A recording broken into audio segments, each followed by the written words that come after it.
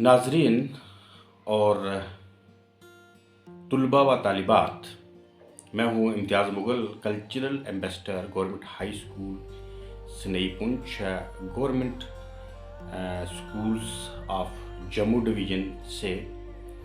और आज मैं आपके सामने बात करने जा रहा हूँ कंट्रीब्यूशन ऑफ आज़ाद हिंद फौज यानी इंडियन नेशनल आर्मी। तो जिस तरीके से बाकी आज़ादी के लड़ाकू यानी फ्रीडम फाइटर्स ने हिस्सा लिया आज़ादी में, इसी तरीके से आज़ाद हिंद फौज का एक बहुत बड़ा रोल रहा है इस आज़ादी के पीछे, हमारी हिंदुस्तान की आज़ादी के पीछे। तो सबसे पहले मैं आपको बताता चलूं कि आज़ाद हिंद फौज यानी इंडियन नेशनल आर्मी के जो चीफ थे, जो चीफ ऑफ द कमांडर थे, वो थे हमारे नेताजी सुभाष चंद्र बोस। और आज़ाद हिंद फौज की जो बुनियाद डाली थी वो मोहन सिंह जी ने डाली थी। तो इस तरीके से आज़ाद हिंद फौज के बनने का जो कारण हुआ था उस वक़्त 1942 और 1943 में, वो ये कारण था कि ब्रिटेन के खिलाफ जापान ये चाहता था कि हम कुछ हिंदुस्तानी फौजियों को अपने साथ मिलाकर अपनी ताकत को मजबूत करें।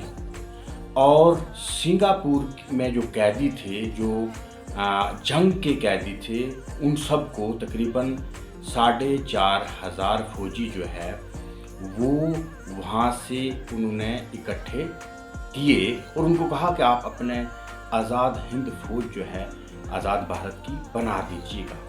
तो चुनाचे वो शामिल हुए और उस फौज के अंदर बहुत सारे नौजवान लोग जो है वो शामिल थे, जिनके अंदर आज़ादी हिंद के लिए जो है वो जज्बा था कि कैसे हम अपने मुल्क को आज़ाद कर पाएंगे। और हुब्बुल वतनी उनके अंदर कूट कूट के भरी हुई थी। चुनाचे नेताजी सुभाष चंद्र बोस को इस कोशिश की वजह से जेल के अंदर डाला गया।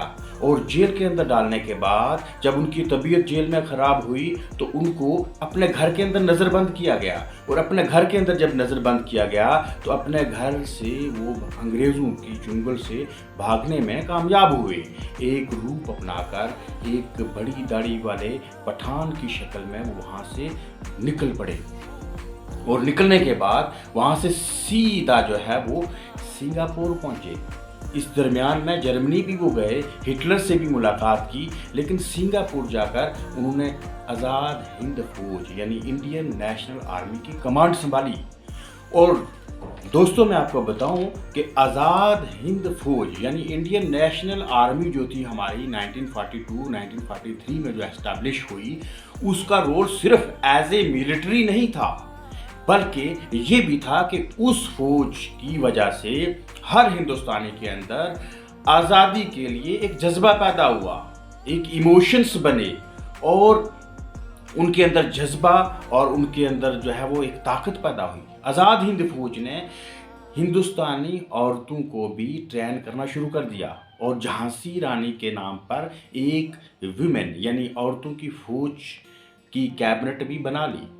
और औरतों को फिर उन्होंने सिखाना शुरू किया कि कैसे आप हथियारों का इस्तेमाल करेंगे और कैसे आप जो है नाइट मार्च करेंगे और कैसे आज़ादी हिंद के लिए आपने लड़ना है।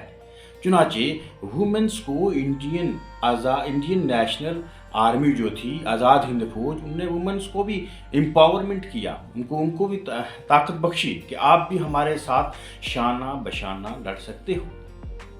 तो यही वो आज़ाद हिंद फौज थी कि जिसकी वजह से औरतों को सबसे पहले मर्दों के शाना बशाना हकूक मिलने के जो है जिन्होंने आगाज़ किया। तो आज़ाद हिंद फौज के सिपा सलार सुभाष चंद्र बोस जी का एक ही नारा था, तुम मुझे खून दो मैं तुम्हें आज़ादी दूंगा। और उन्होंने आज़ाद हिंदुस्तान के बच्चे बच्चे के अंदर एक जज्बा पैदा कर दिया था कि अब करो या मरो की स्थिति ही अपनाना पड़ेगी। चुनाचे उनकी मौत एक मिस्ट्री हुई, एक क्रैश, जो एरोप्लेन था वो क्रैश हुआ, उनकी मौत हो गई और फिर आज़ाद हिंद फौज के सपने कुछ अधूरे रह गए। लेकिन आज़ाद हिंद फौज भी वही है कि जिसने आज़ादी में एक बहुत बड़ा अपना कंट्रीब्यूशन दिया, अपना रोल अदा किया। आज के लिए इतना ही। अगले शुमारे में फिर इसी मौजू पर एक नई वीडियो लेकर आऊँगा। तब तक के लिए दीजिएगा इजाज़त। अपने साथी इम्तियाज़ मुगल को फिर आपसे मुलाकात होगी। जय हिंद।